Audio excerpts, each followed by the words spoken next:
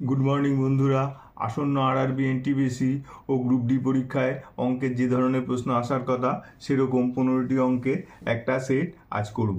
তো চলো শুরু করি। প্রথম অঙ্ক, একজন অসাধু ব্যবসায়ী 12.5% ক্ষতিতে পণ্য বিক্রি করে, কিন্তু 36 গ্রামের পরিবর্তে 28 গ্রাম ওজন ব্যবহার করেন। তার শতকরা লাভ বা ক্ষতি কত? তাহলে কি করেছে না, 12.5% ক্ষতিতে একটা জিনিস বিক্রি করছে, কিন্তু 36 গ্রামের পরিবর্তে 28 গ্রাম দিচ্ছে। তাহলে ধরি 36 গ্রাম জিনিসটির ক্রয় মূল্য হচ্ছে 100 টাকা। ঠিক আছে, তাহলে ক্রয় মূল্য যদি 100 টাকা হয়, 12.5% ক্ষতিতে বিক্রি করছে, তাহলে বিক্রয় মূল্য কত? না, বিক্রয় মূল্য হচ্ছে তাহলে 87.5 টাকা। কিন্তু 36 গ্রামের বিক্রয় মূল্য 87.5 না, কারণ তিনি 36 গ্রামের পরিবর্তে 28 গ্রাম দিচ্ছে। তাহলে 28 গ্রামের বিক্রয় মূল্য হচ্ছে 87.5 টাকা। তাহলে দেখো 1 গ্রামের ক্রয় মূল্য কত? 1 গ্রামের ক্রয় মূল্য হচ্ছে 100/36। তার মানে এটা যদি কাটি, 4 নং 36 আর 4 25 100, 25/9 টাকা। আর 1 গ্রামের বিক্রয় মূল্য কত? 1 গ্রামের বিক্রয় মূল্য হচ্ছে 87.5/28। তাহলে পয়েন্ট তুলে যদি শূন্য আনি, এনে 5 দিয়ে কাটলাম, 5 দুগুণে 10, 5 একে 5, 6 7 8, 5 7 35, 5 5 25। তাহলে এটা কাটলো 4 7 28 আর 7 25 75। তাহলে 25/8 টাকা। তাহলে 1 গ্রামের ক্রয় মূল্য হচ্ছে 25/9 টাকা, 1 গ্রামের বিক্রয় মূল্য হচ্ছে 25/8 টাকা। তাহলে লাভ কত হচ্ছে? লাভ হচ্ছে 25/8 মাইনাস 25/9। তাহলে সমান সমান 8 নং 72, 9 25 225 মাইনাস 200, তাহলে হচ্ছে 25/72 টাকা। তাহলে দেখো 25/72 টাকা লাভ হচ্ছে। কত টাকায় লাভ হচ্ছে? 25/9 টাকায়। তাহলে আমরা করতে পারি 25/9 টাকায় লাভ হয় 25/72 টাকা। তাহলে 1 টাকায় লাভ হয়, নিচে 25 ওপরে 9, আর 100 টাকায় লাভ হয়। লাভের শতকরা হার বার করতে বলেছে, তাহলে ইন্টু 100। তাহলে 25 25 কেটে গেল, 8 নং 72, 4 দুগুণে 8, 4 25 100, তাহলে 25/2, তাহলে 12.5%। লাভের হার 12.5%। উত্তর বি। আচ্ছা, পরের অঙ্ক, নিচের কোন সংখ্যাটি দিয়ে 49 - 15 - 1 এই রাশিটি বিভাজ্য হবে? তাহলে রাশিটি কি আছে না, 49 - 15 - 1। দেখো 49কে আমরা লিখতে পারি 7 স্কোয়ার, তাহলে 7 স্কোয়ার - 15 - 1, তাহলে কি কত হচ্ছে? 7 - 30 - 1। দেখো আমরা একটা ফর্মুলা জানি যে x⁻n - 1 এই রাশিটা x + 1 দ্বারা বিভাজ্য যদি n যুগ্ম সংখ্যা হয়।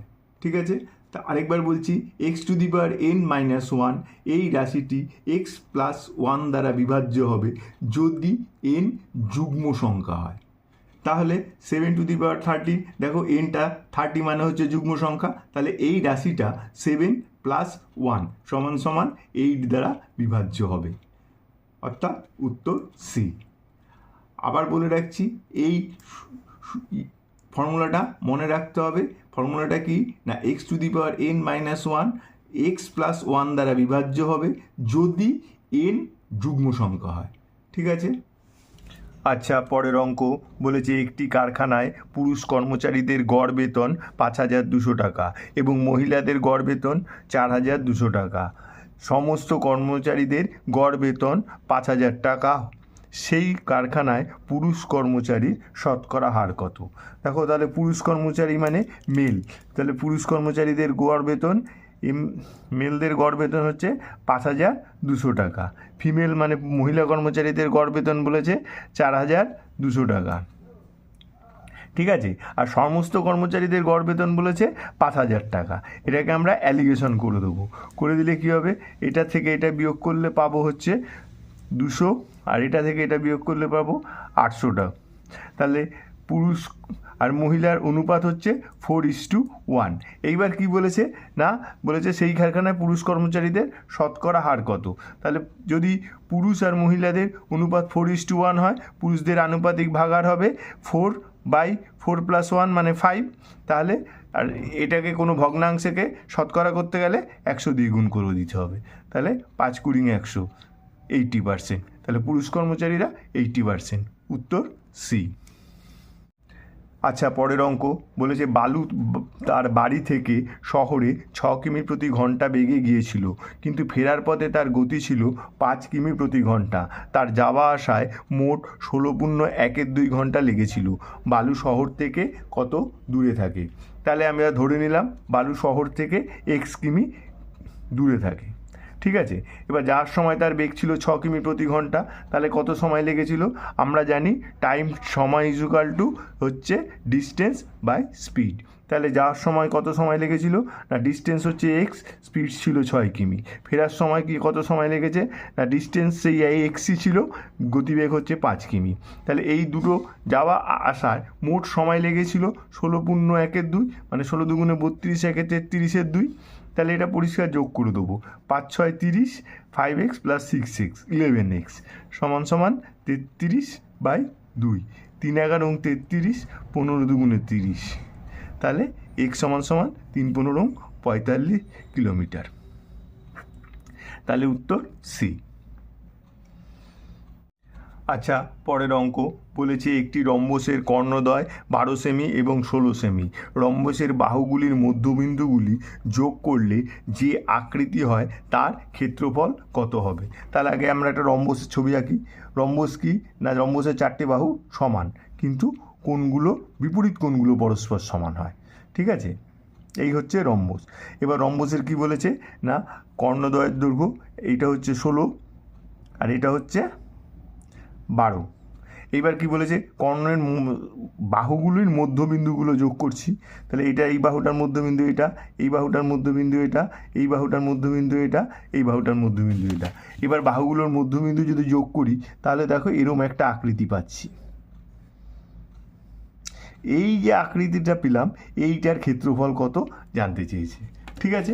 তাহলে আগে আমরা রম্বসের ক্ষেত্রফল বার করব। রম্বসের ক্ষেত্রফলের ফর্মুলা কি? রম্বসের ক্ষেত্রফলের ফর্মুলা হচ্ছে হাফ ইন্টু কর্ণদ্বয়ের গুণফল। তাহলে হাফ ইন্টু 16 গুণ 12, তাহলে 2 দিয়ে কাটলে 8 দুগুণে 16, 8 × 12 = 96 বর্গ সেন্টিমিটার হচ্ছে রম্বসটার ক্ষেত্রফল। এবার রম্বসের বাহুগুলোর মধ্যবিন্দুগুলো যোগ করে যে আকৃতিটা পেয়েছি তার ক্ষেত্রফল হচ্ছে মোট রম্বসের ক্ষেত্রফলের অর্ধেক, অর্থাৎ 96/2 = 48 বর্গ সেন্টিমিটার, উত্তর বি। আচ্ছা, পরের অঙ্ক বলেছে দীপা ব্যাংকে 6,250 টাকা 2 বছরের জন্য বার্ষিক চক্রবৃদ্ধি সুদের হারে রেখে 7,840 টাকা ফেরত পান।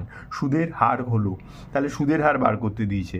ধরি সুদের হার 8%, তাহলে 6,250 টাকা যদি 8% হারে 2 বছরের জন্য চক্রবৃদ্ধি সুদে রাখে, তাহলে সববৃদ্ধি মূল হবে কত? এত।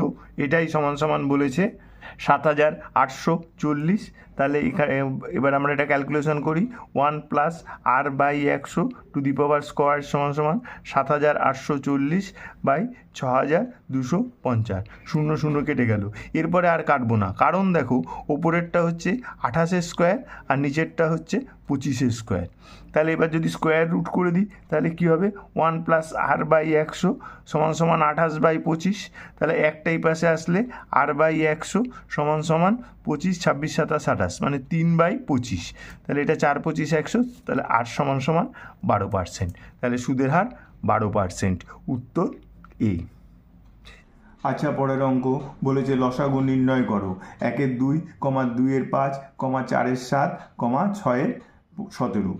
তাহলে দেখো এখানে ভগ্নাংশ দিয়েছে কতগুলো, এই ভগ্নাংশগুলো লসাগু নির্ণয় করতে বলেছে। তাহলে ভগ্নাংশের লসাগু করতে গেলে কি করতে হবে? ভগ্নাংশের লসাগু করতে গেলে তোমাকে লবগুলোর লসাগু করতে হবে আর হরগুলোর গসাগু করতে হবে। তার মানে কি করতে হবে? লব যেগুলো থাকবে লবগুলোর লসাগু হবে আর হরগুলোর হবে গসাগু, ঠিক আছে। তার মানে হচ্ছে ভগ্নাংশের লসাগুই দিক বা গসাগুই দিক যেটা দেবে লবগুলো সেটাই করবে আর হরগুলো তার উল্টোটা। এটা যেহেতু লসাগু দিয়েছে সেহেতু আমরা লবগুলোর লসাগু করেছি, হরগুলোর গসাগু করলাম। তাহলে এখানে লব কী কী না লব হচ্ছে 1 2 4 6, তাহলে 1 2 4 6 এর লসাগু কত? এর লসাগু হচ্ছে 12। আর দেখো 2 5 7 17 এগুলো হচ্ছে হর, তাহলে হরগুলোর কি হবে? হরগুলোর বলেছি আমি হরগুলোর গসাগু, তাহলে 2 5 7 17 সবগুলোই পরস্পরের মৌলিক, তাহলে 2 5 7 17 গসাগু হবে 1। তাহলে এটার পুরো ভগ্নাংশগুলোর লসাগু কত হবে না 12/1 = 12, উত্তর 1। আচ্ছা, পরের অঙ্ক বলেছে 0.2336 মাথায় রয়েছে পৌনঃপুনিক অথবা বার, ইহার সরলতম মান নির্ণয় করো। তাহলে কি বলেছে না 0.236 এর মাথায় বার রয়েছে। এবার এটা সরলতম মান করতে গেলে কি করতে হবে? প্রথমে যে সংখ্যাটা দেওয়া আছে সেটা লিখলাম, লিখে যার উপরে পৌনঃপুনিক নেই, তার মানে 2 এর উপরে নেই, সেটা বিয়োগ যায়। অতএব কটার উপরে পৌনঃপুনিক আছে? দুটো সংখ্যার উপর পৌনঃপুনিক আছে। এই দুটো সংখ্যার জন্য নিচে দুটো 9 হয়। দশমিকের পরে পৌনঃপুনিক ছাড়া কটা সংখ্যা আছে? একটা সংখ্যা, তার জন্য নিচে একটা শূন্য হলো। তাহলে উপরে হলো হচ্ছে 234/990। 9 দিয়ে কাটলে 9 11 99 আর 0, আর 9 দিয়ে কাটলে 9 2 18, 6 9 54, তাহলে 2 দিয়ে কাটলে 13 আর 2 দিয়ে কাটলে 55, তাহলে 13/55, উত্তর বি। আচ্ছা, পরের অঙ্ক বলেছে যদি cos x plus sin x = √2 cos x হয়, তবে cot x এর মান কত? তাহলে কি বলেছে না বলেছে cos x plus sin x = √2 cos x। ঠিক আছে, তাহলে এবার কি করব? এই cos xটাকে এইদিকে নিয়ে আসবো, তাহলে এটা এখানে গুণ আছে, এদিকে আসলে ভাগ হবে। তাহলে cos x by cos x plus sin x by cos x = √2। তাহলে দেখো cos x কেটে গেলে 1, sin x by cos x হচ্ছে tan x = √2। তাহলে tan x = √2 - 1। তাহলে দেখো tan x যদি √2 - 1 হয়, তাহলে cot x কত হবে? cot x হবে হচ্ছে 1/√2 - 1, কেন tan মানে 1/cot। ঠিক আছে, এবার এটাকে কর্ণনির্দেশন করতে হবে। কর্ণনির্দেশন কীভাবে করব? নিচে চিহ্নটার অপোজিট সাইন দিয়ে ওপর নিচে গুণ করব। তাহলে নিচে কি আছে? √3 √2 - 1, তাহলে √2 + 1 দিয়ে ওপর নিচ গুণ হবে। তাহলে ওপরে হলো √2 + 1, নিচে √2 - 1, √2 + 1 মানে a + b a - b, তাহলে a² - b²। তাহলে কত হচ্ছে? √2 + 1, নিচে 2 - 1, 2 - 1 মানে 1, তার মানে উত্তর হবে √2 + 1, উত্তর এ। আচ্ছা, পরের অঙ্ক বলেছে যদি দ্বিঘাত সমীকরণ 6x² - 5x + 1 = 0 এর দুটি বীজ আলফা এবং বিটা হয়, তাহলে তাদের বর্গের যোগফল কত হবে? তাহলে বলেছে কি না 6x² - 5x + 1 এর দুটো বীজ আলফা আর বিটা। আগে আমরা দেখি, ধরো একটা সমীকরণ ax² + bx + c = 0, এর যদি দুটো বীজ আলফা আর বিটা হয়, তাহলে আলফা আর বিটার মধ্যে সম্পর্ক কি না আলফা প্লাস বিটা = -b/a, আর আলফা ইন্টু বিটা = c/a। তাহলে দেখো আমাকে সমীকরণটা কি দিয়েছে? আমাকে দিচ্ছে 6x² - 5x + 1 = 0। তাহলে এখানে a মানে কত? a মানে 6, b মানে কত? b মানে -5, আর c মানে কত? c মানে 1। তাহলে আমি কি লিখব? আলফা প্লাস বিটা কী হবে? -b/a, তাহলে মাইনাস মাইনাসে প্লাস হবে, b/a মানে 5/6, আর আলফা ইন্টু বিটা হবে c/a, c মানে কত? 1, তাহলে 1/6। তাহলে এবার কি বলেছে না বর্গের যোগফল মানে α² প্লাস β²। তাহলে এইটাকে আমরা যদি এখন উভয় দিকে বর্গ করে দিই, তাহলে কি হবে না a² plus 2ab plus b² = 5 5 25, 6 6 36। তাহলে এবার পরের লাইন কী হবে? α² প্লাস β² = 25/36 - 2 আলফা বিটা কত? আলফা বিটা হচ্ছে 1/6 ইন্টু 1/6 মানে 1/3। তাহলে এটাকে বিয়োগ করে দিই, তাহলে 36ই হবে লসাগু, 25 মাইনাস 12 সমান সমান 13/36। উত্তর সি। আচ্ছা, পরের অঙ্ক বলেছে একটি আয়তক্ষেত্রের দৈর্ঘ্য এবং প্রস্থ যথাক্রমে 8% এবং 5% বৃদ্ধি পায়, আয়তক্ষেত্রের ক্ষেত্রফল কত শতাংশ বাড়বে?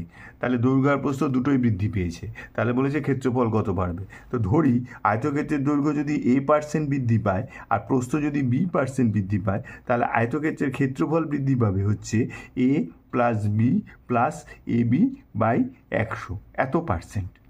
ঠিক আছে, তাহলে কি না, দৈর্ঘ্য যদি a% বৃদ্ধি পায়, প্রস্থ যদি b% বৃদ্ধি পায়, ক্ষেত্রফল বৃদ্ধি পাবে a plus B plus ab/100। এখানে দৈর্ঘ্য বৃদ্ধি পেয়েছে 8%, প্রস্থ বৃদ্ধি পেয়েছে 5%, তাহলে ক্ষেত্রফল বৃদ্ধি পাবে 8 প্লাস 5 প্লাস 8 গুণ 5/100। তাহলে 8 5 13 প্লাস 5 8 40/100 মানে 0.4, মানে 13.4% ক্ষেত্রফল বৃদ্ধি পাবে। উত্তর 1। আচ্ছা, পরের অঙ্ক বলেছে একজন ক্রিকেট খেলোয়াড়ের 27 ইনিংসের ব্যাটিং গড় 47 রান, তার সর্বোচ্চ রান তার সর্বনিম্ন রান থেকে 157 রান বেশি। এই 2 ইনিংসকে বাদ দিলে বাকি 25 ইনিংসের গড় রান 42। এক ইনিংসে তার সর্বোচ্চ রান কত? দেখো 27টা ইনিংস খেলেছে, তাহলে 27টা ইনিংসের তার মোট রান কত হয়েছে না, 27টা ইনিংসের গড় 47, 27টা ইনিংসের মোট রান 47 গুণ 27, তাহলে 47 গুণ 27 হলে মোট রান হচ্ছে 1269। ঠিক আছে, এবার হচ্ছে তার হাইয়েস্ট এবং লোয়েস্ট, মানে সর্বোচ্চ এবং সর্বনিম্ন রান বাদ দিলে বাকি যে 25টা ইনিংস থাকছে তার গড় রান 42। তাহলে সেই 25টা ইনিংসের মোট রান কত হবে? 25টা ইনিংসের মোট রান হবে 42 গুণ 25 সমান সমান 1050। তাহলে এই যে 27টা থেকে 25টা ইনিংস বাদ দিলে বাকি কোন দুটো ইনিংস থাকছে? তার সর্বোচ্চ এবং সর্বনিম্ন, মানে হাইয়েস্ট আর লোয়েস্ট। তাহলে হাইয়েস্ট অ্যান্ড লোয়েস্ট এই দুটো ইনিংসের মোট রান কত? এই দুটো ইনিংসের মোট রান হবে হচ্ছে 9 5 আর 1 6 219। এবার কি বলেছে দেখো, বলেছে হচ্ছে তার সর্বোচ্চ ও সর্বনিম্ন রান থেকে 157 রান বেশি, মানে হাইয়েস্ট আর মাইনাস লোয়েস্ট এই বিয়োগফলটা হচ্ছে ওর হচ্ছে 157। তাহলে দেখো এটাকে যদি আমরা যোগ করে দিই, দুটো লোয়েস্ট কেটে গেল, তাহলে দুটো হাইয়েস্টের রান কত হচ্ছে? যোগ করলে 9 আর 7 16, 5 আর 1 6 আর 1 7, 2 আর 1 3, তাহলে তার হাইয়েস্ট রান কত হচ্ছে? 376/2 সমান সমান 188 রান। তাহলে উত্তর বি। আচ্ছা, পরের অঙ্ক বলেছে যদি x² মাইনাস 5x প্লাস 1 সমান সমান 0 হয়, তাহলে x⁶ plus x⁴ plus x² plus 1/5x³ এর মান কত? তাহলে কি বলেছে না, x² মাইনাস 5x প্লাস 1 সমান সমান 0। তাহলে এখান থেকে আমরা করতে পারি x² প্লাস 1 সমান সমান 5x। এবার উভয় দিকে যদি x দিয়ে ভাগ করে দিই তাহলে হবে x প্লাস 1/x সমান সমান 5। এইটা আমরা বার করে রাখলাম। এইবার দেখো এখানে দিয়েছে x6 plus x4 plus x² plus 1/5x³। তাহলে 1/5টা এখান থেকে কমন নিয়ে নিলাম, নিলে কি হবে? ভেতরে থাকবে হচ্ছে x6 plus x4 plus x² plus 1/x³। ঠিক আছে, এইবার কি হবে? প্রত্যেকটা আলাদা করে দিলাম, করে দিলে দেখো x6/x³ plus x4 two x⁴/x³ plus x²/x³ 1/x³। এইবার দেখো 1/5 হচ্ছে x³ plus x plus 1/x plus 1/x³ এ দেখো a³ প্লাস b³ এর ফর্মুলাটা কি? এর ফর্মুলা হচ্ছে a প্লাস বি তার whole cube minus 3ab into a plus B. আর তারপরে থাকবে হচ্ছে কি না, পড়ে আছে হচ্ছে একটা x প্লাস 1/x। ঠিক আছে, এবার আমরা মান বসিয়ে দেবো। x প্লাস 1/x সমান সমান 5। তাহলে কি হচ্ছে না, 1 5 5 কিউব মাইনাস 3, এটা কেটে গেলে ইন্টু 5 প্লাস 5।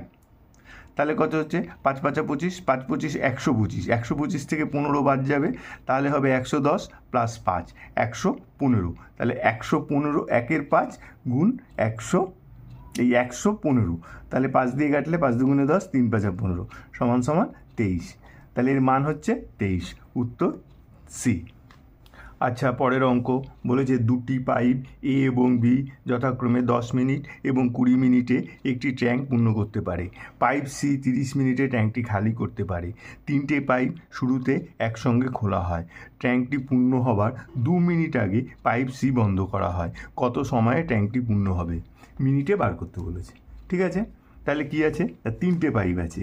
এ যেটা পূর্ণ করে, বি সেটাও পূর্ণ করে, আর সি পাইপ এটা খালি করে। ঠিক আছে, এবার 3টে পাইপ কি? এ পাইপ 10 মিনিটে পূর্ণ করে, বি পাইপ 20 মিনিটে পূর্ণ করে, সি পাইপ খালি করে হচ্ছে 30 মিনিটে। তাহলে এখান থেকে আমরা আগে ট্যাঙ্কটার জল ধারণ ক্ষমতা বার করব। তাহলে জল ধারণ ক্ষমতা কীভাবে বার করতে হয়? 10 20 আর 30-এ লসাগু করে। তাহলে 10 20 আর 30-এর লসাগু কত?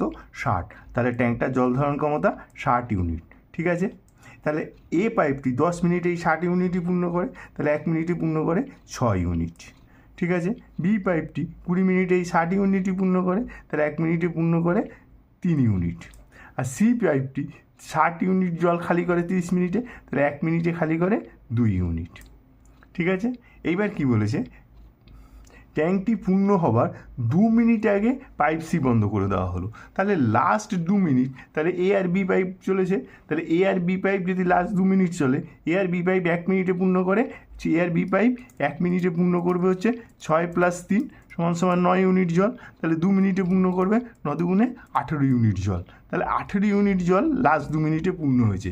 তাহলে বাকি কতটা পূর্ণ হবে? বাকি পূর্ণ হবে হচ্ছে 60 ইউনিট থেকে 18 ইউনিট যদি লাস্ট 2 মিনিটে পূর্ণ হয়, বাকিটা ছিল হচ্ছে 42 ইউনিট। এবার 42 ইউনিট জল পূর্ণ করেছে কে কে? না এ, বি আর সি।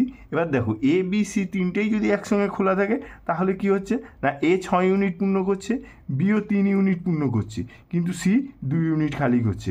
তাহলে মোট 60 ইউনিট জল পূর্ণ হচ্ছে। তাহলে দেখো আমার বাকি ছিল 42 ইউনিট। এই 42 ইউনিট জল পূর্ণ করতে 7 ইউনিট করে যদি প্রতি মিনিটে লাগে, তাহলে কত সময় লাগবে? 42/7 = 6 মিনিট। তাহলে 6 মিনিট লাগবে। তাহলে 6 মিনিট আগে পূর্ণ হয়েছে, আর লাস্ট 2 মিনিট এবি পূর্ণ করেছে। তাহলে 6 + 2 = টোটাল 8 মিনিট সময় লেগেছে। উত্তর সি। আচ্ছা, পরের অঙ্ক বলেছে কি অনুপাতে জল মেশাতে হবে প্রতি লিটারে 32 টাকা দামের দুধের সাথে, যাতে প্রতি লিটার মিশ্রণের দাম 28 টাকা হবে। তাহলে কি বলেছে? জল মেশাতে হবে। তাহলে আগে জল মানে ওয়াটার থাকবে, তারপরে মিল্ক থাকবে। তাহলে জলের দাম 0, আর দুধের দাম কত বলেছে? 32 টাকা প্রতি লিটার। আর মিশ্রণের দাম কত বলেছে? 28 টাকা প্রতি লিটার। এবার আমরা অ্যালিগেশন করে দেবো। 28 থেকে 0 গেলে 28, আর 32 থেকে 28 গেলে 4। তাহলে ওয়াটার ইস টু মিল্ক মানে জল ইস টু দুধের অনুপাত হচ্ছে 4:28, মানে 1:7। উত্তর 2।